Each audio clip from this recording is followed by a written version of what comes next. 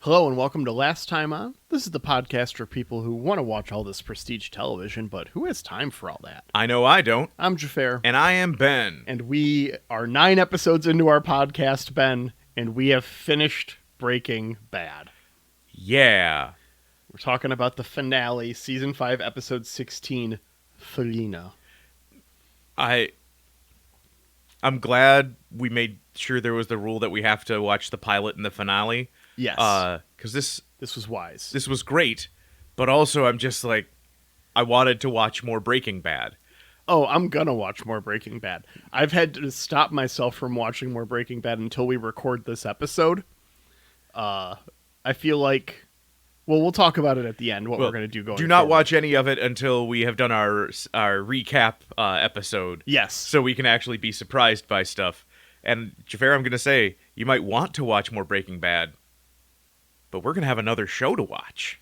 Yeah, we've got another show to watch. I do not want to be in a situation where, hey, have you watched, Season 4, Episode 3 of America's Next Top Model? And you'd be, no, I'm working my way through Breaking Bad. And I'm like, but we have to know what Tyra's getting up to. We will not be doing America's Next Top Model. Why are you stifling me, Xhafer? Because I'm not interested in covering reality TV. Maybe as a fun bonus at some point down the line. No. Watch something that is completely, try and make a through line of watching, Drag Race or something. Or, why am I blanking on the name of it? One of the MTV, we just show music videos. Just so what happened? Well, there's the Smashing Pumpkins. And yeah, the through line of our Say What karaoke watch through is going to be real tough. So what we're going to do, we actually haven't decided this yet, so we're just going to have this conversation on pod now. All right. So we're going to do this episode for the finale, and then I think we do our recap, and then we do the episode we missed, as opposed to the other way around. Yes. So we can watch that great episode of... Wait, you can't talk about Breaking Bad and not have seen... Bleh. Yeah. And we can watch that with... Context? Some context. And then we'll probably take a little bit of a break in the release schedule. Very similar to how my other podcast, Who Are You, takes season breaks. We'll probably take a series break after that of a week or two, just to give ourselves a little buffer in editing.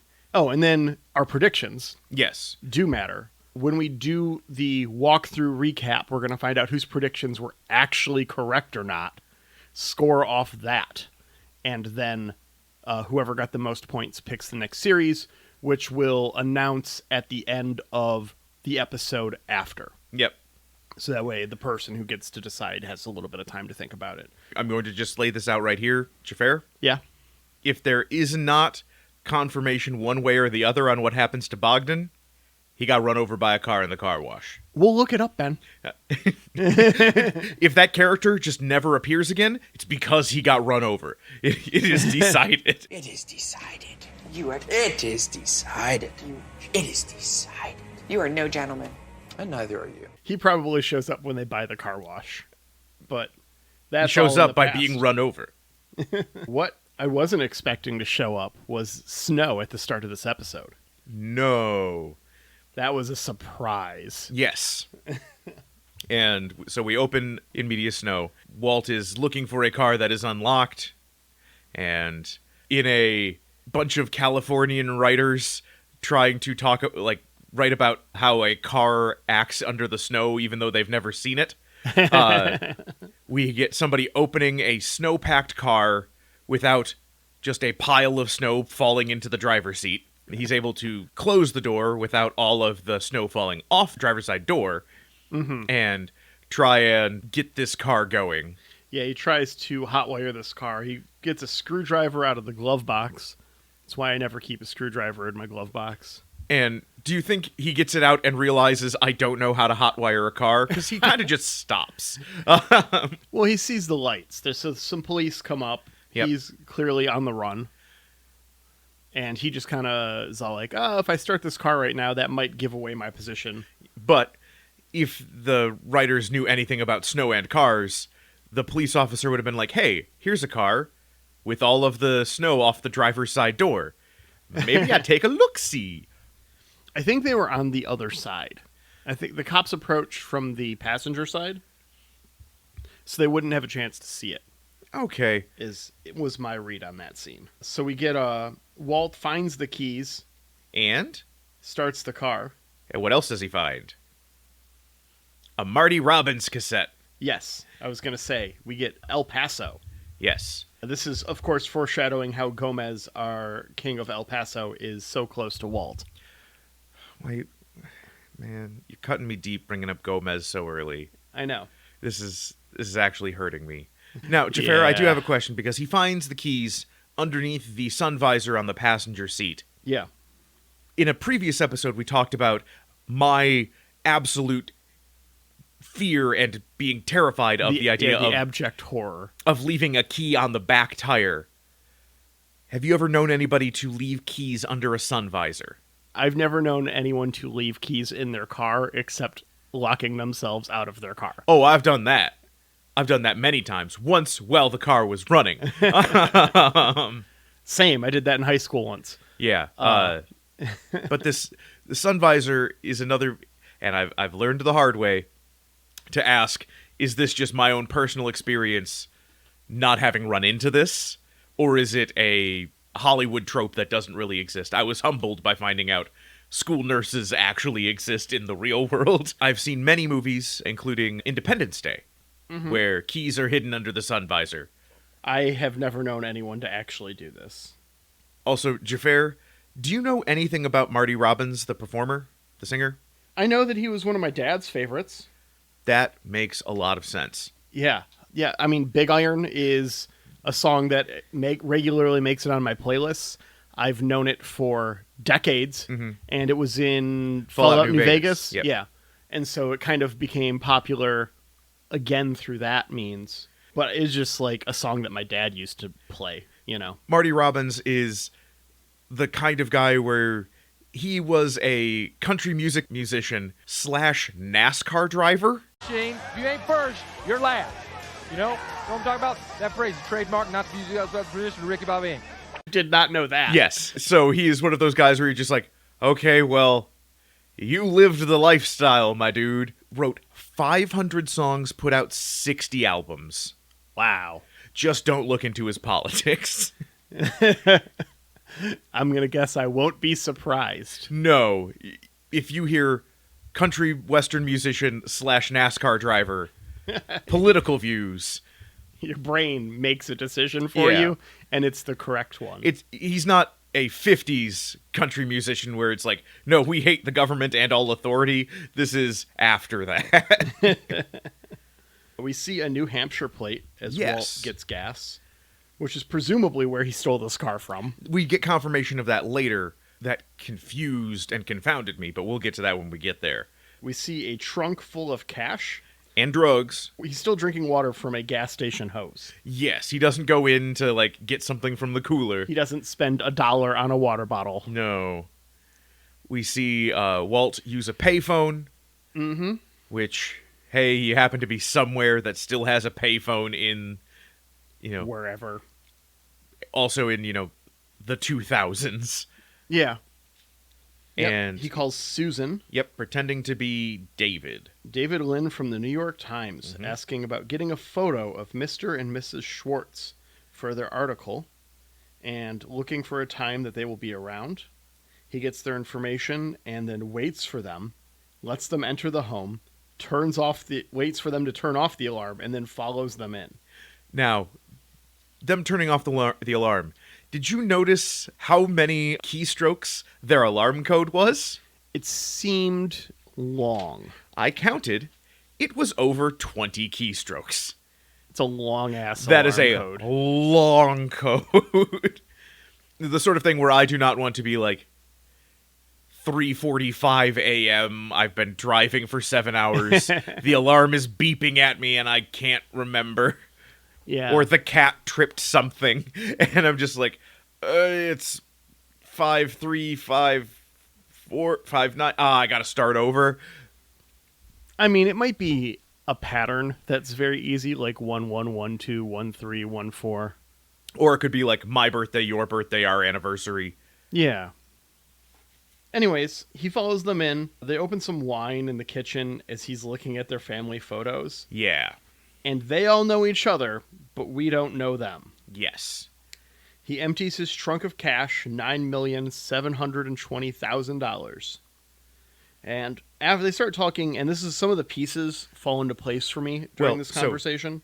So, Xhafer, a question about the 9,720,000. Yeah. Because that's what he says you are going to use to set up a trust for my kids. Yeah. Because my wife won't talk to me, my son won't talk to me. Mm-hmm.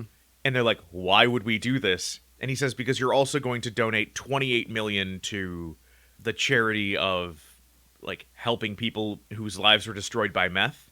Yeah. So do we think this pile of money is the 9.7 plus the 28? Probably. That's what I thought. We know he's had a ton of money around, and so it's hard to say how much he currently has because that number seems to be a giant. We're a long way from $737,000. Yeah. We also find out later in this episode the money he buried. Yeah. Not this money. Yeah. So this is new money. Other money somehow. Yeah. So they're going to turn it over to Walt Jr. in 10 months on his 18th birthday. I believe, what we don't see here, last time on, these are the people that Walt got his Nobel Prize with. I think that's the case too. They got rich, and he got to teach high school. Yep. And he's going to make sure, because he talks about them having some kind of relationship in the past and how they got wealthy. Mm-hmm. And so that just made sense to me. They went into corporate chemistry. He went into teaching. I did appreciate in this, they are making their wine, and when they find him, the wife screams, and the husband, Elliot, comes at Walt with a paring knife. Yeah. And Walt is just completely nonplussed, where it's just like, man, do you know how many people have blown up with thermite? Do you think I care about a paring knife? That's not a knife. That's a knife. Yeah, like air fighter pilots on their planes, when they take someone down, they'll put the little marks and stuff, right? Walt just has a ton of explosions on the side of his Aztec. Yeah. For everyone he's killed with thermite. Walt gets a handshake to seal this deal that they're going to follow through and set up this trust and do all these things with this money. But that's not good enough. No, because, you don't become fabulous, like so fabulously wealthy that you can come up with, like, it would logically be, I can donate almost $40 million to people with meth-related lifestyle problems. Yeah. You have to be so obscenely wealthy. Yes. And you don't get to be that rich without being like, hey, there's $40 million on my table. I will just steal that. 100%. So he informs them of the hitmen that are going to watch them and make sure that this actually happens. Now, in a couple of moments, we find out these hitmen are actually Skinny Pete and Badger. Yep. Jesse's fuck-up friends. With laser pointers. They confirm to Walt that the blue meth is still around, and Walt immediately believes Jesse is cooking again. Yep.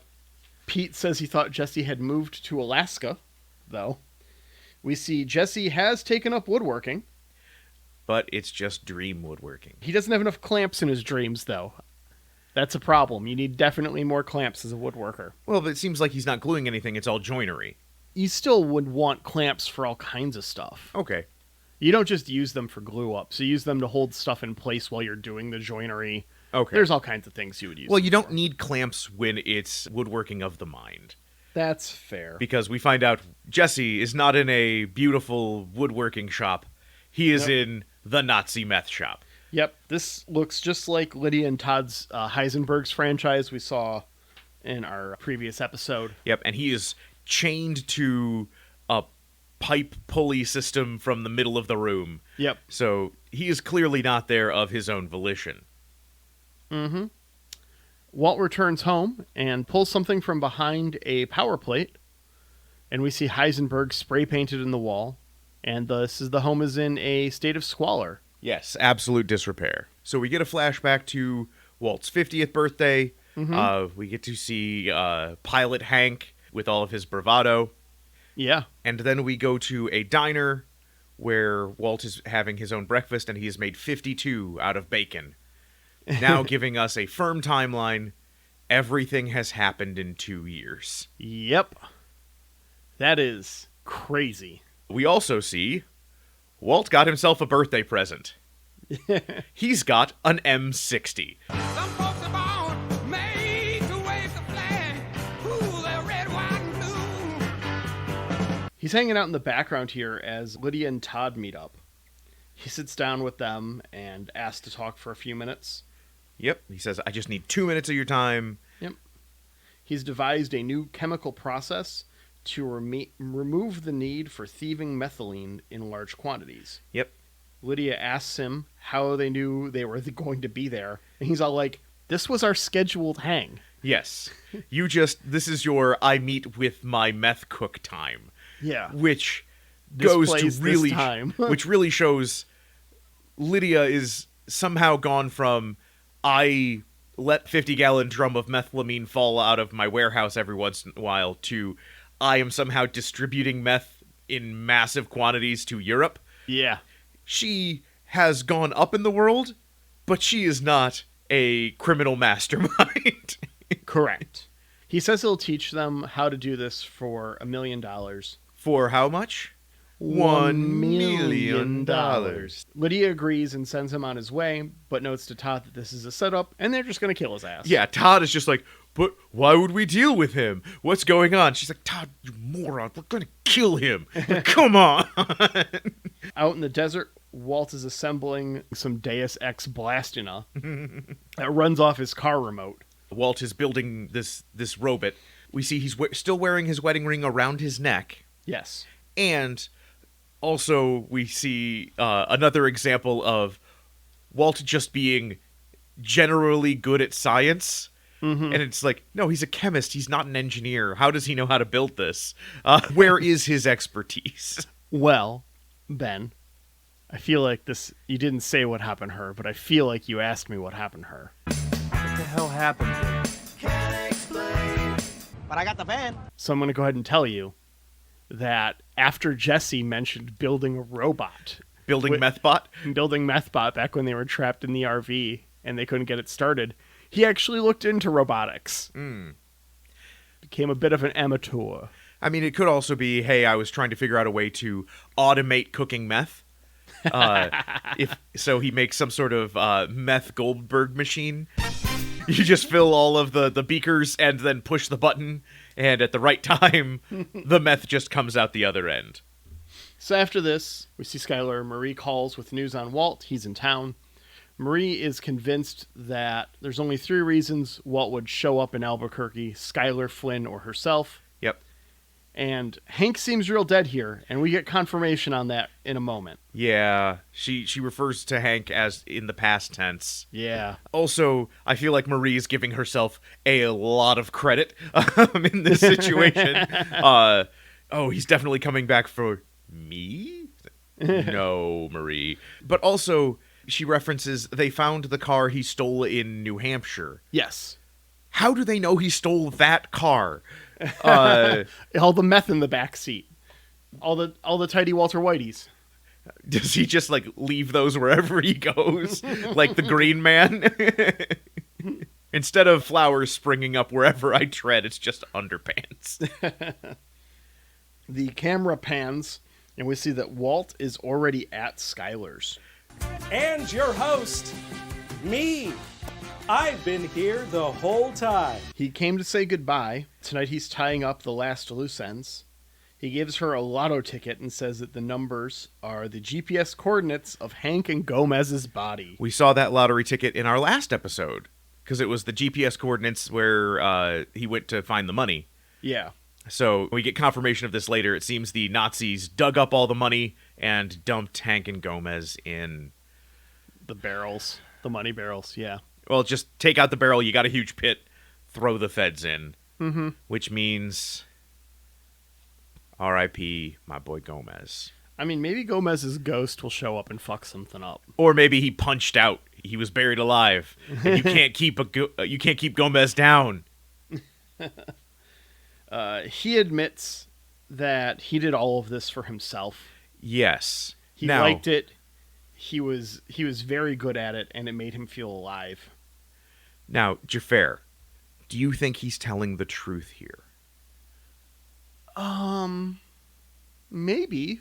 Because I can see him telling the truth of, like, I actually really enjoyed this after, being a high school teacher where no one cared or respected me. I was respected. I was feared. I will say, and we didn't watch this episode, but knowing that the episode 2 episodes ago was named Ozymandias, yes, I think this is true.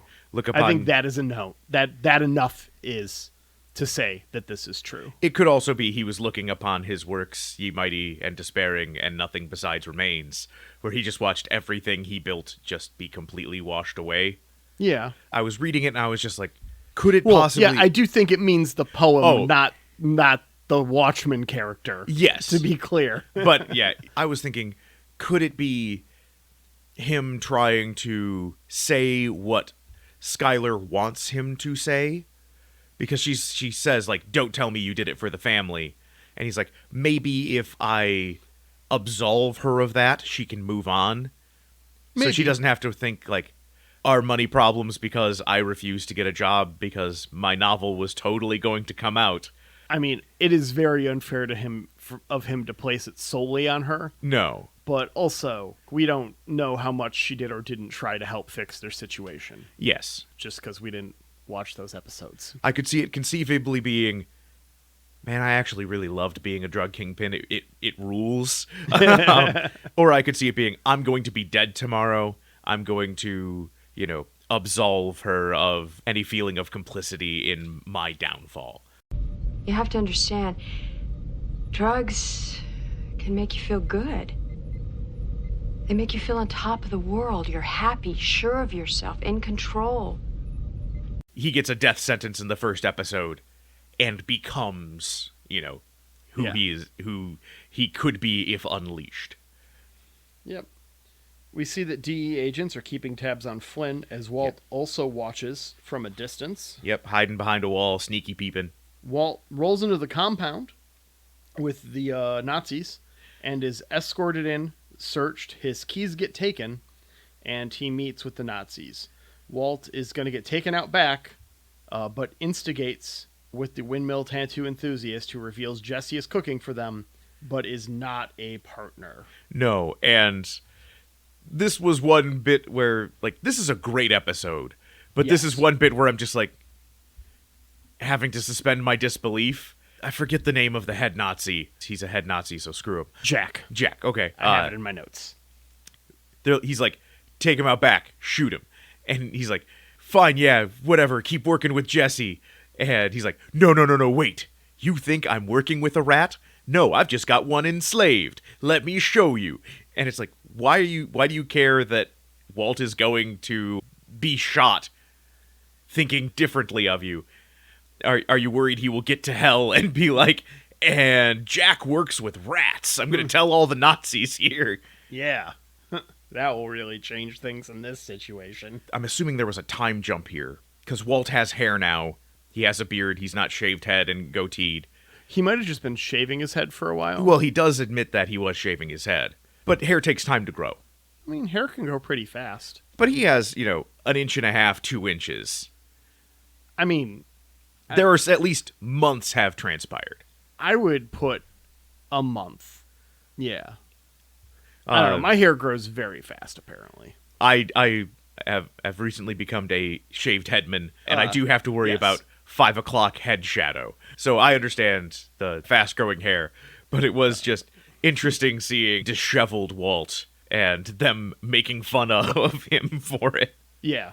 Todd goes to collect Jesse as Walt gets his keys. Jesse looks worse than Walt. Walt tackles him and then starts the trap, shooting up all those Nazi fucks. Yeah.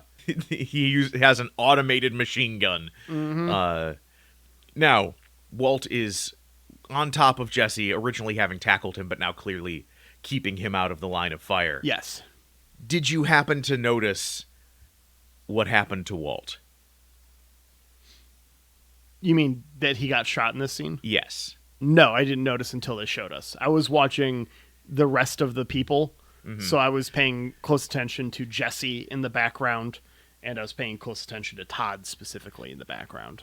Because Todd also does not get shot. Yeah, Todd also doesn't get shot. Jesse does get shot but survives, and we see him moving. Yes, but you do see Walt get hit and he grunts. So it was one of those things where it's like, I appreciated that from a TV making production standpoint, because so often in a thing like this, you'll have that character who gets like, oh man, there was all the shooting going on and I got hit in the side. It's like, when did that happen? We were watching all these people get, blasted. When did our sidekick get shot? And that they actually showed it was like, all right, that's some craft here. I really appreciate that.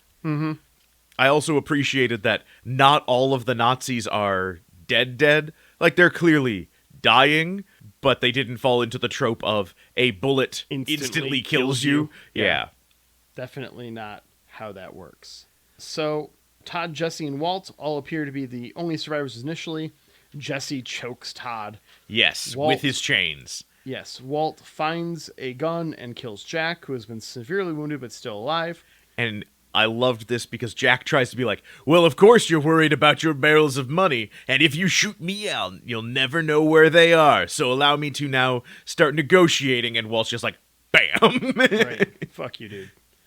Everything I need to do is done. Yes. So Jesse Jabba's Todd, Walt shoots Jack. It's great. Would it be Jabba-ing Todd, or would it be Leia-ing Todd?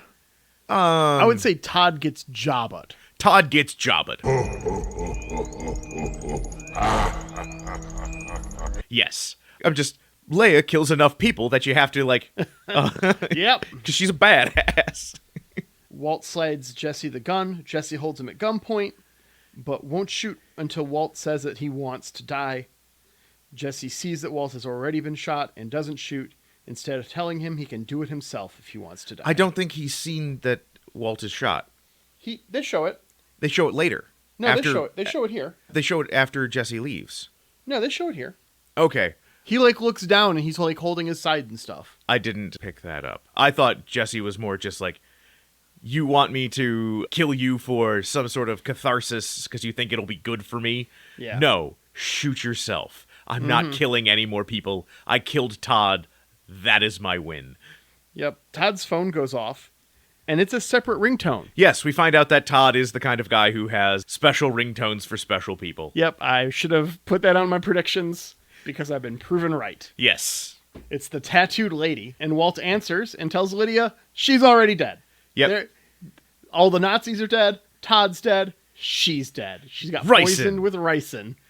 Didn't expect a ricin callback. Classic Walt. Yeah. That's what he picked up from the old house. Yep, that was the ricin. And he knew that she always put stevia in her tea, which is why when she got there was only one packet. Yep. Because he ricined it. Jesse looks at Walt as he gets in the car and drives off.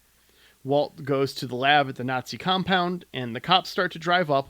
Walt collapses as Baby Blue plays, and we get a slow twisting crane overhead as he dies. The cops come into the compound, and it's done. Now, Xhafer, Ben, we have some bits where Walt is longingly and lovingly looking at the science equipment in the meth lab. Yeah. As he, feels his life slipping away. But he couldn't have been in there very long. No. The cops get there quick. Well, the cops are responding to the sustained minute something of gunfire. You have to assume minutes of gunfire at Nazi compound isn't out of the ordinary. Or if it is, would cops have come when they shot him out back? I mean, throughout all we've seen of this show, emergency services respond significantly faster than they should. Yes. Why are all these cops out here in rural New Mexico near a compound? That way red and blue lights can flash off of the equipment to make the shot prettier. I know, but it's also like, hey, maybe there should be a bunch of cops here. It's a Nazi compound. Like, there should at least be like one guy with binoculars here all the time. I'm okay with my taxpayer dollars paying for guy outside of every compound. Mm-hmm.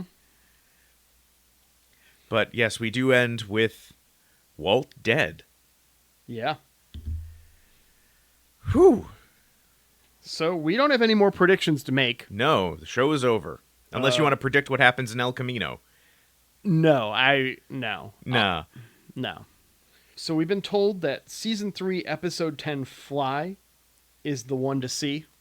Okay. From multiple friends of ours who have recommended the show said that's a really good episode. All right. Did we look at a Sure did. list of top episodes? I took listed a couple lists of top. I think I looked at 3 different lists of top episodes at this point, and you'd be surprised how many of them we hit. I was wondering because it felt like, man, we hit some bangers. Yeah, Tajali is on that list. On most of the lists I saw, Dead Freight is on most of the lists I saw. Salute is on most of the lists I saw. 4 Days Out is on most of the lists I saw. Ozymandias might be the one to miss. It is the only TV show episode on IMDb that has a perfect 10 out of 10. It has 198,000 ratings, and it is a 10 out of 10. Why aren't we watching that one? Because it's in the 3 episodes between. Exactly, because we watched the start of the finale and the end of the finale, and it's basically a big 4-parter. Okay. We're not watching it because we'd have to watch the 2 in between, and at that point, it's just like we just watched the whole finale. Yeah. So, keeping in with the spirit of the pod, Fly is what we're going to watch, which is Season 3, Episode 10. A long night in the meth lab pits Walt and Jesse against a pesky fly that refuses to die no matter what they do. And all the girls say I'm pretty fly for a meth guy. All right. So next week we will be back with our reading through a synopsis of Breaking Bad to see what we got right and what we got wrong, and to score a final tally of points. But until then, we'd like to thank Ripe for letting us use their absolute fucking banger of a song, Goon Squad, as our theme music. It's awesome. As this episode airs, their tour, I believe, will be wrapping up, / it just wrapped up. But you should totally check them out on Spotify, on wherever you listen to music on. Yep. They're on everything, as far as I know. They're great. Go listen to them. You will thank yourself for it. We'd also like to thank Annette Lucina for using the Creative Commons license in your photography so that we could take that wonderful picture of the TV and turn it into a podcast art. We appreciate the hell out of you. And using Creative Commons. We'll see you next week, Internet. See you next time on Last Time On.